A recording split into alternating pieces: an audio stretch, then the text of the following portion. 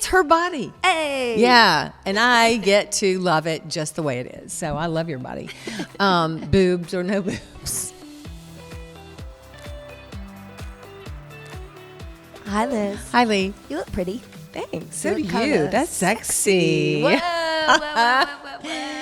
Well. One like that. We may as well talk about it. Well, this is our new logo look, right? Oh, yeah. Yeah. That's the new This cover is on the art. new cover art. Yeah. I love that you're in like no clothes on the cover and I'm in a red sweater. Well, it I kind of mean, makes it sense. sort of makes- it's sort of who makes we are. sense. You always look really stylish in cover. I don't feel like you're some, besides that. No. When you didn't buy it. Yeah, we were in Sorry. Aritzia. Is that where we bought it? my God. I still remember Your this. recall's I understand cranking. fashion recall. I know what I wore in 1973. Anywho, I remember going in the dressing room, trying this on, and going, "Oh, I like this." And you walked in and you went, "You are not getting that, right? That is far too sexy." And I'm like, "Thanks, Mom. I think I'll get it." I know, exactly. Just like that. Yeah. I don't know why I felt like I needed to police you. It's but just your I natural get self. Protective, I think, of you. Like, these are mine. Like, I don't want other people That's seeing funny. them. That's funny. Remember when you got a breast job and I was sad? Yeah, I did.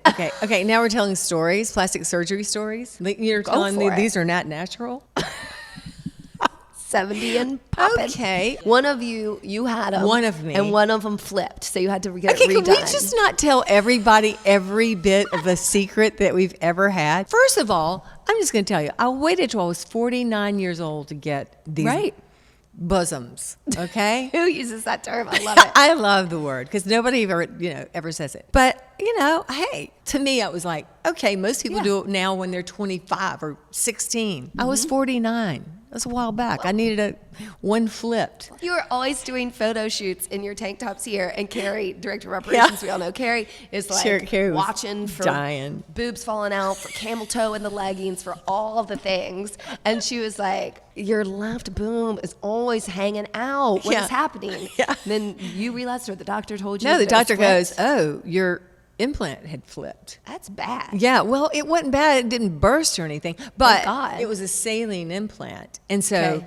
then the next time they just did a different kind, the silicone one, which back in the day, like gave everybody like I know. some kind of cancer or something, but they're better now. Okay, great. 70 years old. I've still got them. They're still Hey, there. me too.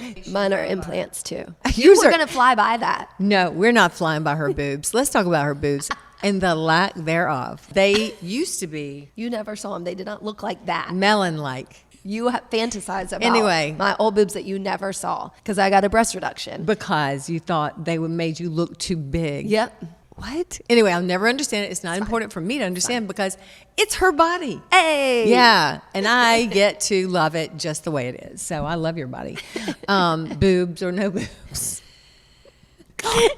There's enough there. Breasts, bosoms. What else could we call them? We've Titties. done all the boobs. So yeah, we're not going to go into the titty jokes, even though I have some. You have a titty joke? My family. I'm not doing it. No, that's family stuff. So no. All right. No You're gonna titties. tell me after this, We'll 'cause- tell you that after the titties about the titties. Wow. Yeah. You About- mean like their last name, the titties? Yeah. Okay. I thought y'all had like titty jokes. No. I came up from a Southern Baptist raising in That's why I Concord, was North Carolina. We confused. did not even know what the word titty was. That's why Except I called for them the- bosoms because my mother would go, "You need a brassiere for your bosoms." Whoa, I'm she like, said that? Libaclary? Yeah. How old were you? Well, I never really had big boobs. I mean, they're just like they were now. I mean, back in the day, they were about a B or whatever they were. It doesn't matter what they were. I just remember being so embarrassed. I just remember, first of all, it looked like men's jockey shorts with straps. I'm not kidding. They were just cotton, They were just Yes. cotton, like A trainer bra. they look like those boys' jockey shorts because I had a brother and I knew what those looked like. And I was like, well, they just put straps on those things and put my boobs in them. That's what my first training bra. First of all, why do you call it a training? What am I training for? To lift your boobies. You're training them how to Because stay when you're perky. little, your boobies aren't dragging down. They are know, I don't know. they're going toward the sky, Yeah. And so why do you need a bra? So you used the term bosom. Bosom. Did you learn what a penis was? Yes. Like, did y'all say that name? No, we said Goober. That's it. we said goober. Twitch it. My brother had a twitch it. Wait, I'm sorry. That's what my mother and my brother called it. What was your toonie? See, a toonie. Wow. Y'all are This is my family. Wait. I didn't even know what a vagina was until I was like 36. I mean, I'd already had a baby and everything. No, I don't know. Nobody called my vagina anything. They just said, keep your legs together. That's pretty much all. What did you call yours when you were growing up? I'm trying to Did think. you say vagina? Did your mother goes, have you wiped your vagina after you went to the bathroom? No. Ours was nicknamey too. Like, Twitch it?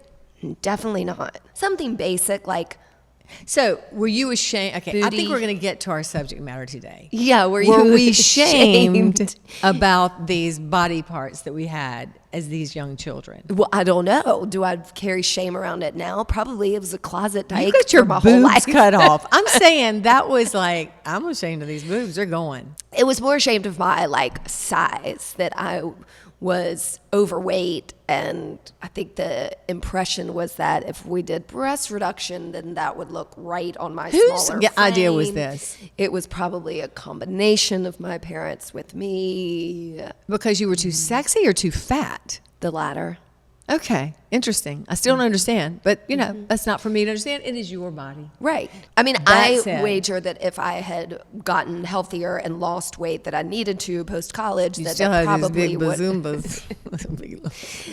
I don't know, but they never came back. And They're beautiful. They're okay, beautiful. anyway, Okay, moving enough. on. Yeah. Shame. Okay, so I can't remember the technical terms we used. They weren't technical. Yeah. In fact, growing up, it was nicknamey stuff. Yes. What did you do with Clary? Oh, with Clary, my daughter, who's now 41, but with her, I was super adamant about using correct language.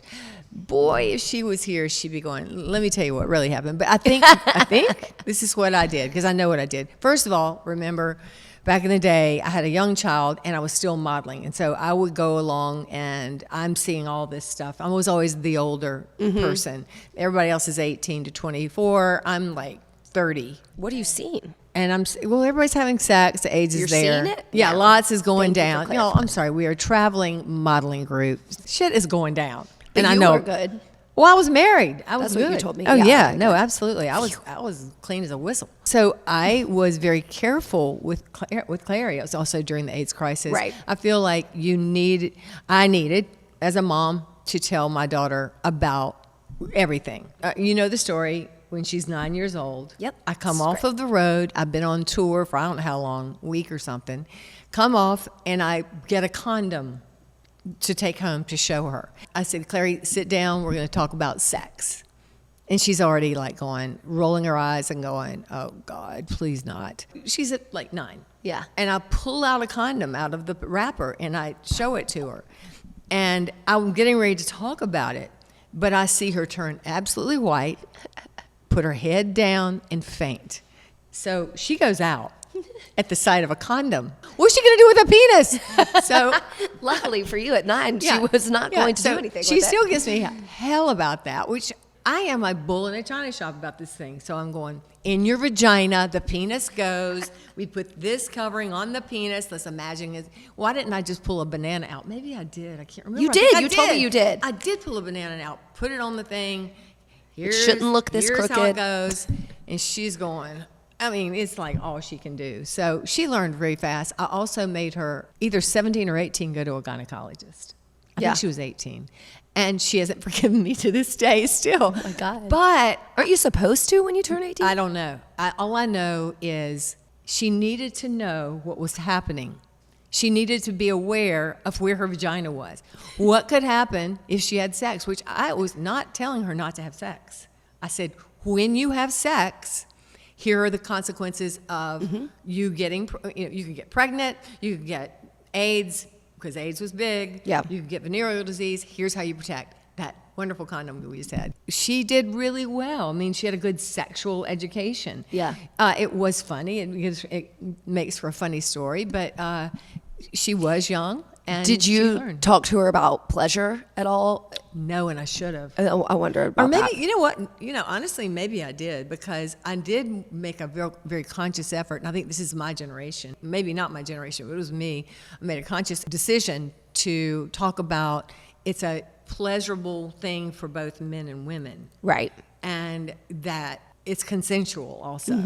Yeah. You never want to be forced to do anything like this, nor do you want to force anyone else. I've always been an equal kind of, that's the liberal in me, I suppose. I was like, I wanted her to express herself in her clothing. There was no shame. I think, again, if she walked in the room, she might have something else to say, but in my mind, I really believe I was very careful about not shaming her about her clothing or any of those things, letting her express herself sexually. Right. And it's really kind of fun. She was also very, when you do that with your kid, they're going to be a little more on the level with you, and they're going to, be more apt to tell me some really funny stories about the guys at college. Which I got some, that was fun to hear. But also you know that you can trust your child. Even as uncomfortable as that was for her at 9, she at least knew, well, if something goes down, I can talk to my mom. Right. You leave space for openness. You and do. I think people have a lot of resources today for uncomfortable conversations. Right. But, I followed you totally. The thing I always said was protection and consent. I mean, we'd be in the car when they were younger, and I'd be like, what do I say about sex? And they'd be like, Mom, shut up, protection and consent. We get it. And that's really the main thing that I kind of wanted to begin with. Like, you talked about the consequences, but when you talk about consequences, when you're that age, they're basically all negative. And so that's why I asked about the pleasure part. It's like such a tricky that's a good point. road to line to toe. I wonder if you should start it out with, this is the most pleasurable physical thing you may ever do, ever. This is a joy. This is how we are all here. These are the things you have to know going into it. And I never actually talked to her about marriage either. I never ever said, put that with it. I didn't put it with it. Sex is sex, and kids are going to have sex. Well, that's your value. I think they should have the freedom of expression to make that decision once they've been fully educated on everything about it, and to not look at it as wrong or frivolous, either one. And for it to be married to marriage, I think is a dangerous proposition, because I think if you wait till marriage and you marry someone that maybe does not sexually work for you, that can be an uncomfortable. You wouldn't know the joy of sex. Human beings are so incredibly built to enjoy the pleasures of each other's love and touch and flesh. And like, I never knew great sex could be with a woman. Right. I never imagined it. And to have this happen in my life at the most unexpected time is like such a bonus. So, I mean, I would hope that parents would keep that as an option. I don't really know how you talk to kids, except I would say, if you love someone and respect someone and feel that you would be okay with them touching you and them touching you, and vice versa, then do that, and also have these tools. But at least have this, make sure there's no shame with it. Right. You grew up in a Southern Baptist household. I mean, how did you not have shame around I did. sex? I did. I mean, tell me more. I did. Tell me all about it. Are you kidding me? Oh, Lord. I mean, like, the only reason we were not supposed to have sex at all until we got married. Said who? My mama and my daddy. Okay. And the Sunday school teacher. You remember, I go to church every Sunday, Wednesday. I go twice on Sunday and once on Wednesday. Okay. And my mother is the leader of the WMU, the Women's Missionary Univision or something. And she's the chairman of the North Carolina. I mean, when I say I come from religion, this is why I know my Bible. This is why I can do a sword drill with the best of those GAs. Is because I come from this household. My dad was a deacon. She was the woman in the church. So I was told, kind of almost with a wink in some ways. Like, really? They were so in love and touchy, my parents. And so, like, my brother and I, like, rolling our eyes going, they're going back there again, aren't they? And so, double entendre. But anyway, they did a lot of that. And we were, but I was told, do not have sex. Okay. Until you're married. Was it related to, like, the Lord will burn you at the stake? Was it related to It Do was you just sort remember? of like my mother was going to kill me or something. Got it. I mean, I don't know if she was going to kill me, but she was just like, Well, don't, she didn't. just She don't took do you it. to get an Yeah, abortion. and when I did get pregnant mean- at 17 with unprotected sex because I didn't know what to do, and neither did my boyfriend. And as life would have it, go into crisis, and both of our daddies had died at the same time, and we felt like we were the last people on earth. Right. And we finally had sex because we figured we would die the next day anyway. Right. You know, life throws you twists. Yeah. Give your kids, some information. We didn't have that information, and I thought my life was over because I was going to have a baby at 17. Right. And so instead of killing ourselves, which we tried to do on the way home to tell my mother, because my dad had died literally within the year, and his daddy had died literally within the year, that we were now pregnant, we consciously decided not to run the car off the road and hit the tree. So then we get to my house, and instead of my mother going, not only that, she was the president of the Florence Crittenham Home, which is also the home for unwed mothers. We've talked about this on the podcast. It's worth mentioning again. Yeah. She was very educated on what happened to women, young women, or any woman who is unmarried and has to go through a pregnancy. She took one look at me and she said, I will not have this for her, in her head. She didn't say it to me. Yeah. But I can only imagine what was in her head. And I bet a few other things that I can't imagine were in her head too. But she chose that night to send my boyfriend home. You go home. If you want me to, I'll tell your mom. If you don't want me to, I will not. He said, we'll not. We all agreed on that. So now we've got the secret between the three of us. And the next morning I woke up to let's get in the car. She had made calls during the night. And let's go. And we went to several doctors. At that time, Roe versus Wade had not been passed. It was 1971, I think, and 73, Roe v. Wade happened, 73. And so I had to go to several doctors, psychologists. I had to do a lot of hard things and never had been to a gynecologist, which is one reason I made my daughter go early. I didn't understand this whole strip thing, and I got the whole judgment from the men and that were in the white outfits, being the gynecologists. I'm like, what's a gynecologist? What do you mean they're going to do what to me? Anyway, that whole nightmare situation could possibly be prevented. But at least I had a mother that understood and was brave. Very. And it's still very emotional because of the courage Right. that I saw with her, and that I bet she was beating herself up. Imagine, now that I'm a mom, wow, she was probably going, ah. Anyway, she did what my mother, and I'll never love, I respect that decision more than anything. Worst thing ever happened to me? Yeah. Best thing that happened to me? Yeah. Yes. So I wonder, had that not happened, if the message you were always receiving was don't have sex before marriage, that turned that on its head when she did accept and help you get an abortion. I wonder if you had not gotten pregnant, if there had been shame around it because that was the message and you didn't do it. I think so. But then, because there'd been shame around that, I thought I was a whore. Brandon, a Sure. whore. Because Got it. all the people in the hospitals and people were, you're just like holding their nose as I see me rolling in to get an abortion. And in that indoctrination, if you're bringing up kids to think that's wrong, once they do that, and they will do it, I promise you, they will do it, then they think they're wrong. I carried that shame for years and went through a lot of therapy to release it. And I have released it. Okay. But the emotion of the damage it did to the small child in me, the small 17-year-old in me, because I was still a child by many measures of the word and innocent, is still there, and it still comes up when I try to talk about it. Absolutely. You felt like a whore, for example. absolutely. Like, did you feel shame Yes. around it? For how long, and how did you deal with it? Well, I dealt with it specifically? by having sex with everyone. I thought I had no value. You'd already- My self-esteem was in the basement. It was on the bottom floor of the bottom basement. That's why I understand power. I understand when you don't have it, and I had no power. And the only thing I believed of myself was the shame of myself, and that was a piece of trash.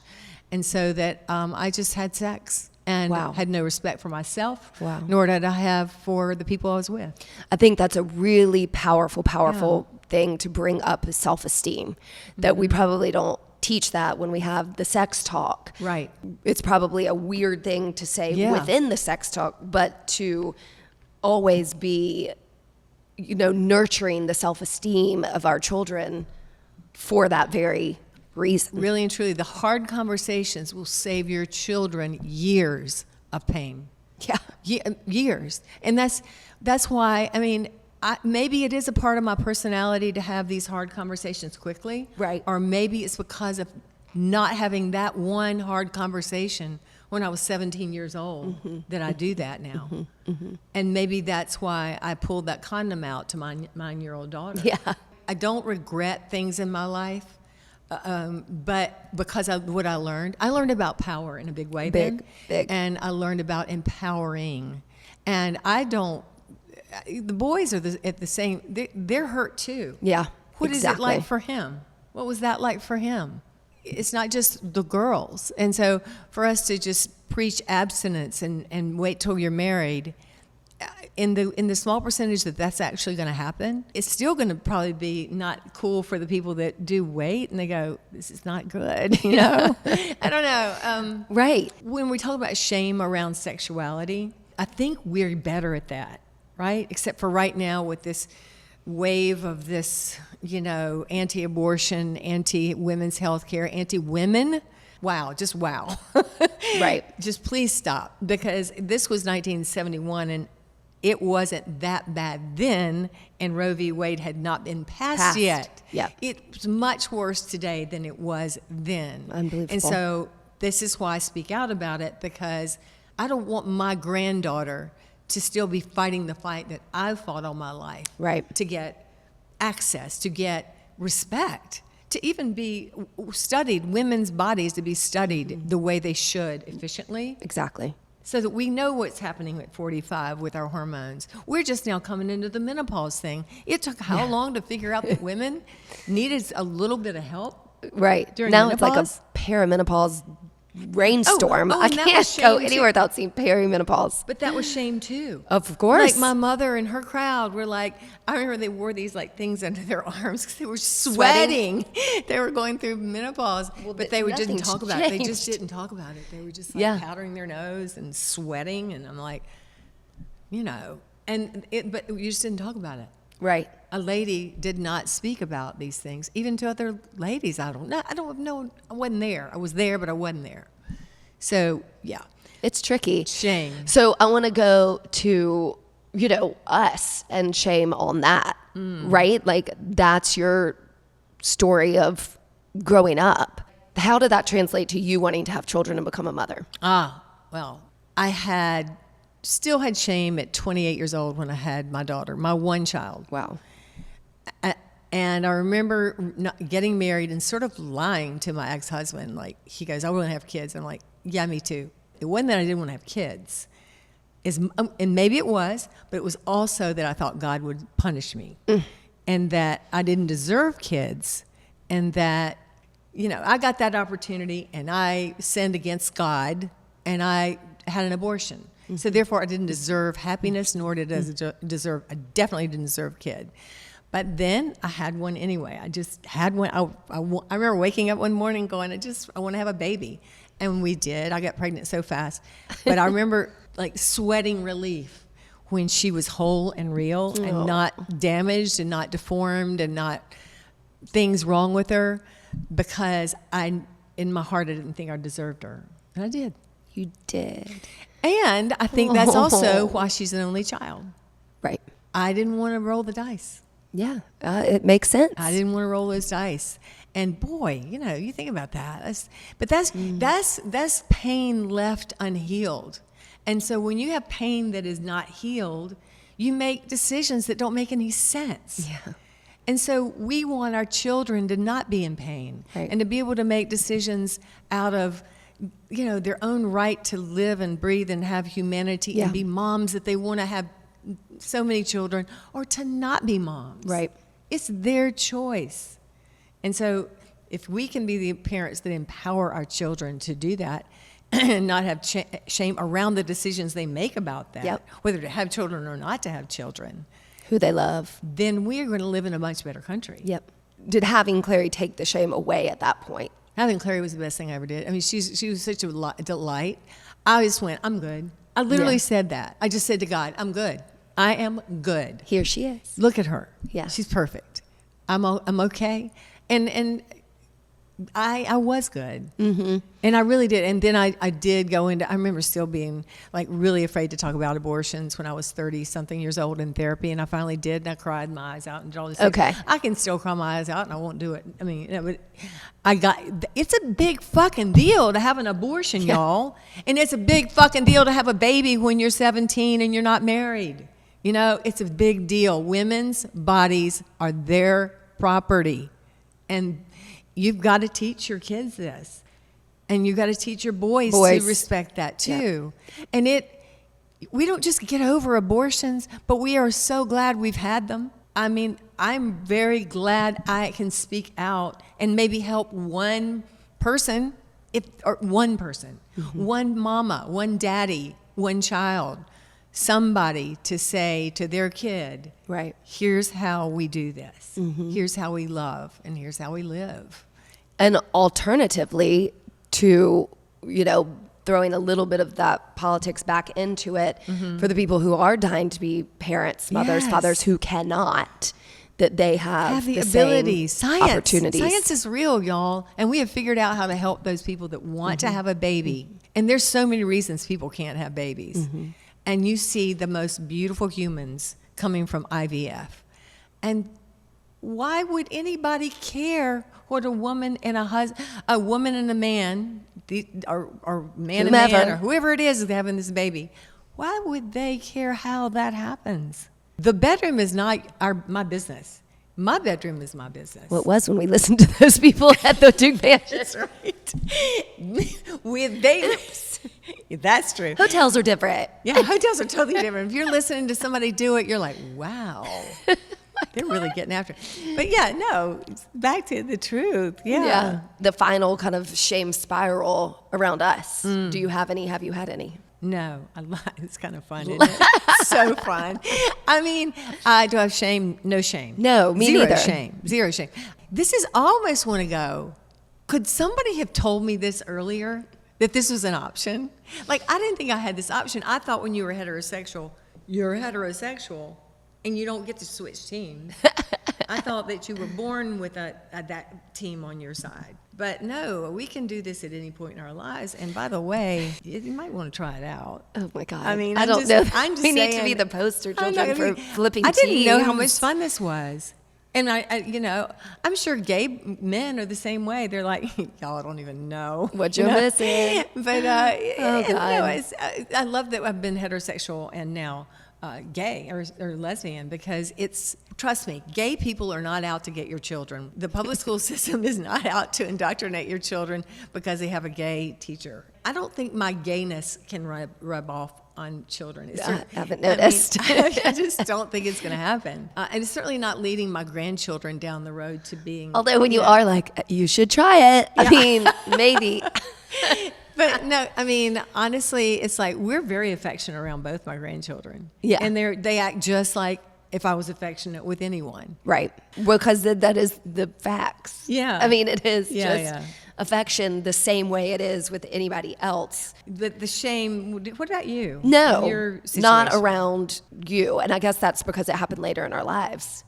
Yeah, but, with like your friends, your family, any of that? No, I don't have shame about it at all. I do think that is because age. I mean, I think we got a better... an easier... We got a better deal because other people paid the price for us. Well, for sure. That's true. An easier path to get married and have a child with a man, to get married and have 2 children with a man, and then live that life and then realize this connection, and I don't have shame around being in a same-sex relationship at all. No, but what you've done for your children in this relationship is say, without words, it's okay. Yeah. Yeah. They're probably going to go off and, be heterosexual and have tons of kids and have a great time, but that's also okay. And that if we can be that person, then that's incredible. Because sexuality is the greatest gift God has given us. I really believe that. I kind of do. I mean, because it's so joyous and it's creative. It's creative. It is our energy that is that creation of life.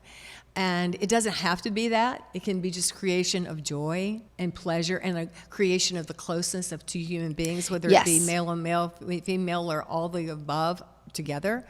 It doesn't matter. It's a creation of intimacy that you can't feel any other way.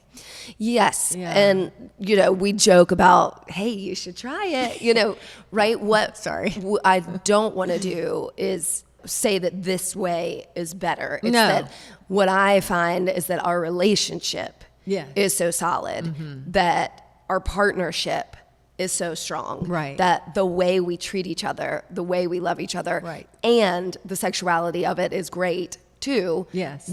That's what I want to model. Yeah. Not agreed. This is the right way because we chose it and you should too. Forget what I just said a while ago. No, I mean, it's funny. It's true. It is a word. Hey, it's great. Why don't you try? It's true. Yeah. If you have that inclination, that's why I want to take the shame out of it. Sure. Just take the shame out of it. And all these parents that are dragging these kids out of schools to go to other schools where they, say homosexuality is a sin against God. Those things are just, in my story, back on my abortion story, that can come back and not bite you in the ass. It's going to bite your child. Mm-hmm.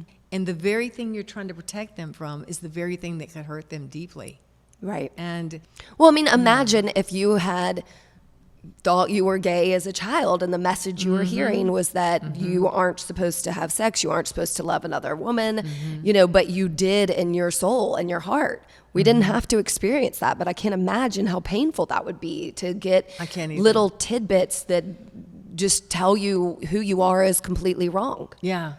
And it's easy for us to do because we have, different values and morals that have been passed down to us and what we hear and what we want for our children. And we say things without even knowing we're being impactful in a way that could hurt them. And so that's not even extreme. That's just subtle. It is. It's scary. Let's keep the door open for these kids. And let's appreciate the work that the people have done before us. I mean, I have nothing but gratitude for people that I never even thought twice about, and that's the whole gay community. I accepted Paving the way. I thought I accepted everything, but I didn't understand what bravery and courage looks like until you look at the people who in the face of everyone not only not accepting them, but literally being able to put them legally in jeopardy, chose love over safety. And then what that did is it snowballed into a day where two adult women could be in love and not even understand and not go, this is impossible, but it is possible. And so if we can be part of that, great. But we know that we step on lots of shoulders below us. I mean, people have done the work. It's important for us that we continue because actually being, as we talked last time about, women's rights, human rights, yes, our rights. I mean, in this next election, what if we lose all of those? So it's our job to speak about it too. It's crucial to try to continue on. Right. We can't take this stuff for granted. Nope. If, in fact, the laws would change under a new government that was not a democratic government, and it would change to make this relationship wrong and illegal, the consequences of that would be devastating, not just for us or people, but people that have already got children that are gay and married, that for families of people like that, for the people themselves like that. Until we start to love each other as human beings and accept each other no matter who we are, it doesn't matter who you love. It doesn't matter. I can't not say, if you look at Donald Trump, she's a and rough his one. sexual history. I mean, you're Hard telling not to me judge that, he's Hard not not going to make judge. laws about it. Just throw that out there and leave it. Yeah. I mean, I hear you. That's Judge not that you be judged. Exactly. And the Christians have got it. The Christian nationalists, you need to read your actual Bible. Okay. But the Christians have got this down. We understand it. Love each other as you would have others love yourself. That's your golden rule. Take the shame away, baby. Take the shame away. Be gay. Couldn't help it. Can't help it. She still God. won't let me use these hashtags. Gay in a way. I'm sorry. There's so many good hashtags now that we're gay. I like to make all my reels, and you don't let me use them. You're like, we're not doing that. That would be weird. I'm like, girl, we are weird. It's fine. Embrace your weird. Exactly. All right, I Nice love you. top. I can't. I'm still looking at your boobs. I'm still objectifying looking you. at yours too. I mean, Yours. Well, Can you see 'em? Yeah. Wait. Do I have a microscope? Wait. Stop it. I'm just kidding. Just kidding. So it doesn't matter. I love you no matter That's what right. your bosom is. What size your bosom is. Love your friends no matter what size your bosom is. I think We need to press stop. We're pressing stop now. Bye. Love you. Love you. Bye. Thanks for listening to us today, wherever you get your podcasts. And remember, you can now find our podcast on YouTube. Yeah. If you liked it, please share, rate, and review. We love 5 stars. And we hope you'll work out with us online or in studio at HilliardStudioMethod.com.